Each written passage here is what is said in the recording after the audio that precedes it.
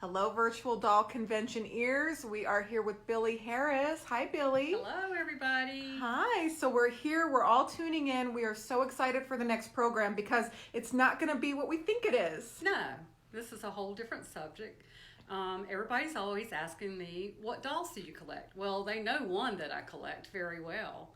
And now they know about my little secret one that I collect too. Maybe, I don't know if they know about that, and now they're going to find out what else I collect. We are so excited. It is always such a treat to peek into the personal collections of everybody. So you picked out some of your very, very special dolls from your private collection. Billye, where are we going to start? Well, we're going to have to start with one of my favorites, and she's back here in the back.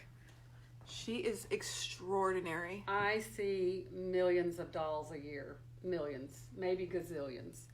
And I see rare dolls, common dolls, every doll you can imagine over and over and over. And they start, even though I love them, you lose a little something. And then someone like this comes into your life, and I'm starstruck with her. She's a wax doll. And you can see she's got on a lot of her old clothes, and the silk is just frail, but I mean, look at that wig. We're going to get on top so we can see that. I have never seen a black wax doll in person. She is absolutely extraordinary. On a ratio, I mean, the black to white wax, you never see them. It's not something you see. And then she's such a beautiful color. I mean, she is gorgeous. And that face and that expression, she has such a sweet look about her. When you saw her, did you just know right away that she was going home? I knew she was coming home with me and that she was going in my collection. Because a lot of times I'll get a doll, and I'm her foster mom, and I love her, and she'll even be in my private cabinet. And then somewhere down the road, I've got to do a show, and I'm like, yeah, I'm probably ready to pass this one on for the next collector. This is one that just won't leave me. So she is extraordinary. I don't know if I can pick up her clothes. Do we know her maker? Frail. I do not know her maker. Look at that. But I mean, look at her underclothing. Just remarkable. I mean, look at the little smocking detail on her. And all the little pleated details on here. Billye, a lot of our conventioneers that are tuning in, it's just amazing. A lot of them that are tuning in actually started collecting a little bit later in life. Was that the case for you, or have you always loved dolls? I have loved dolls from the moment I was born. I've loved antiques since I can remember forming sentences. I wanted an old house. I wanted old dolls. I wanted old furniture. I never wanted anything new. Still don't. I love new it. Doesn't speak to you me. like being surrounded by beauty and by history. And I love the texture that it's gone through many generations, and that other people have loved and held them. So I will always love old, and I love antique dolls. That's where my heart is. That's where it lies. Now, the main bulk of my collection is not necessarily, this one tore my heartstrings. I had to have her. I feel the same way about the others, but they have a different connection. They all were given to me or sold to me by very close friends. And in this case, this is a lily on a jointed wood body, and she's got her label. And what's so special about her is that she came from my best friend Lynn Murray, directly to me. And then what's even more special about her is that my friend Bradley Justice has made her suit, and I was going to turn her and show you how fabulous she is in the back, but we're going to have a avalanche probably if I do it. No, we'll move it. Oh, it's gorgeous. And he made this without her. And he just said, "Oh, I made Lily an outfit." He just pulled it out. Up. And I believe the fabric was Lynn Murray's fabric from her fabric stash. So that's incredible. She's got on her. It's like a molding mesh of your two best buds wrapped up into one doll. And then Bradley made this fabulous hat. Oh, look at that. I mean, is that over the top? Over the top. And it does have pink flowers on it, of course. But that's why. Amazing. And then my other doll from, I have a couple more from Lynn Murray. Still reeling from that loss, but I have this sweet little china and this other little wooden and paper mache doll that were in her collection. Billye, And do you think Lynn Murray would be proud of what we're doing right now? Lynn would be over the top. She was proud of Bradley and me and you before this the virtual doll convention. She'd be all on board for you. No telling what she would have done for you. Lectures and the knowledge she had in her head, we'll never get it all. Well, she's smiling and watching right now. We know that. She's very happy. And then another person that really influenced me and really kind of started me in the doll business was Catherine White. I met her several years before she passed away, and she didn't embrace me right away. I was the new kid on the block, and I was getting in there, and I realized she was a mentor I really needed. She knew so much about dolls. And so, again, I have a doll. This particular doll was on her, if those of you knew, she was a dealer in the UFDC sales room, and she had this doll was on all her business cards. It is a Billye head on Geslin body, so we know that they didn't start out together, but I know that Catherine came from an era when it was okay. If you had a head that fit a body, then you made it work. So because she did it, it's special to me.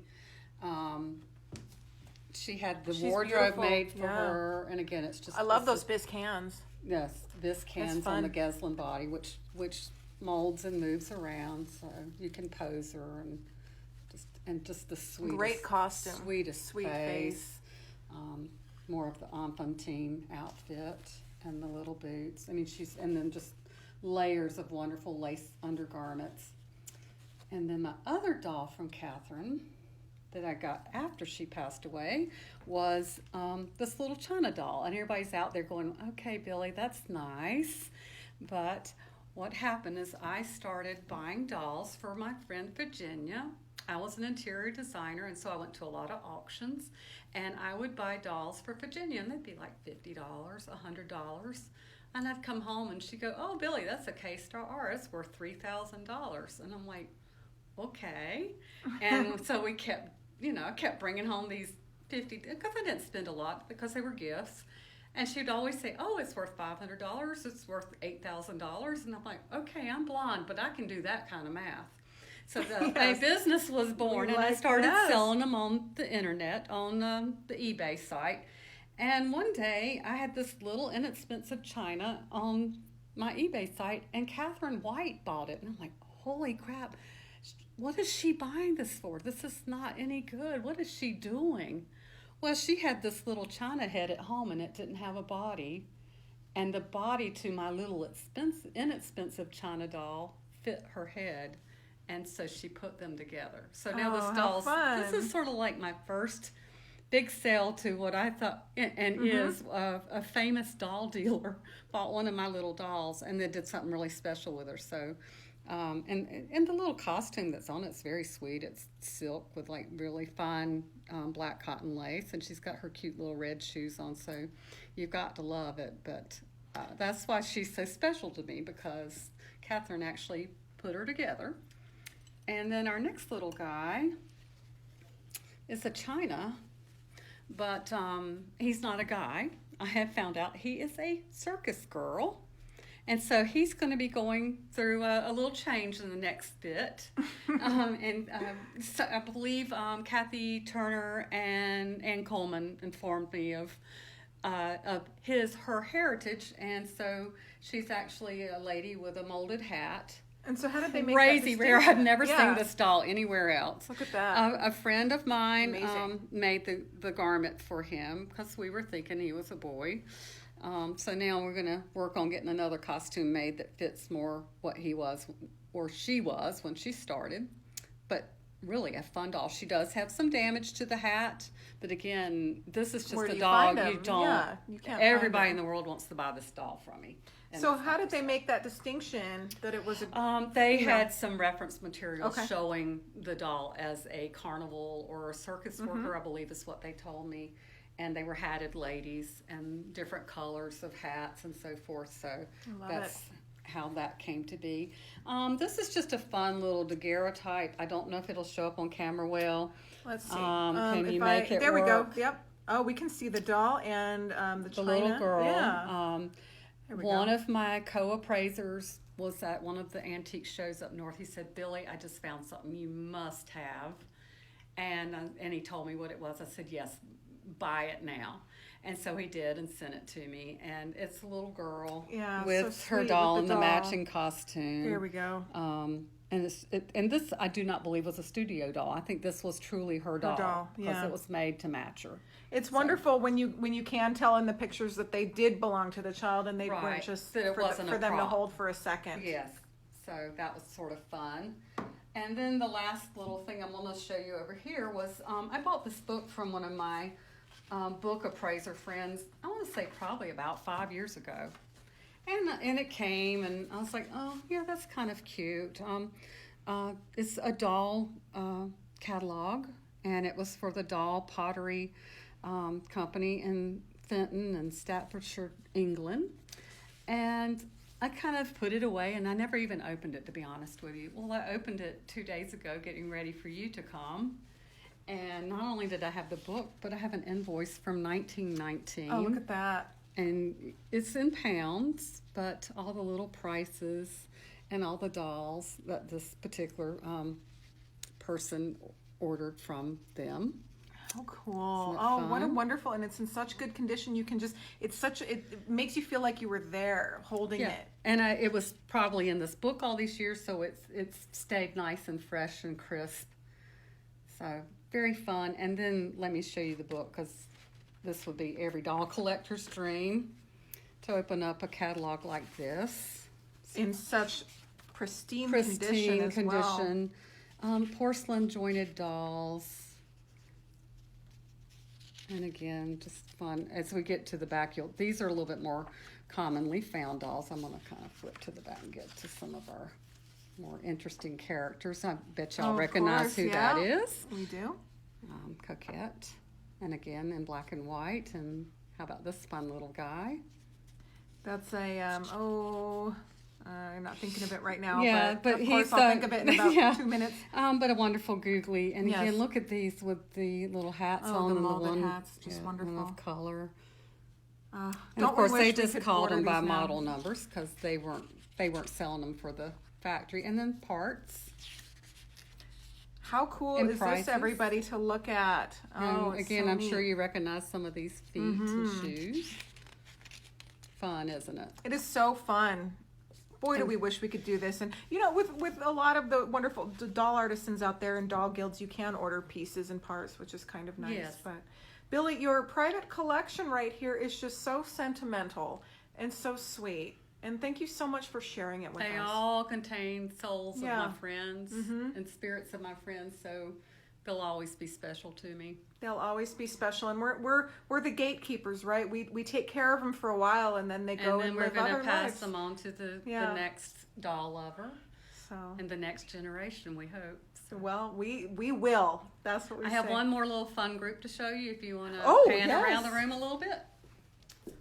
'Cause I Oh, didn't look at know if this. you have time, but I think Oh, we have do. time. So this is another one of my little quirky collections, and this one's really hard to fill. Let's look at how Can you guess what it is, Rachel? Does it give it away to you at all? Doll of Joy. Okay, to kind of get your clue, you're going to have to look at her clothes. Oh, she's a World's Fair doll. And she's World Fair 1939, and I see it here on the back, so I'm going to show you right there. And this How fabric was cool made is just that for the New York World's Fair? so I'm always hunting for this fabric or these outfits, and very hard to find. And the only reason we know who made her is because they actually put the tag on her. And I believe she was wholesaled, obviously, from a major manufacturer. I've never heard of Dolls of Joy as a Yes. brand. She must be exceedingly rare. Do you think she was a prize at the World's Fair? Or? I think she was probably sold in one of their gift shops because they did have little dolls like this one, and they had them from all different countries of the world. I do have some more.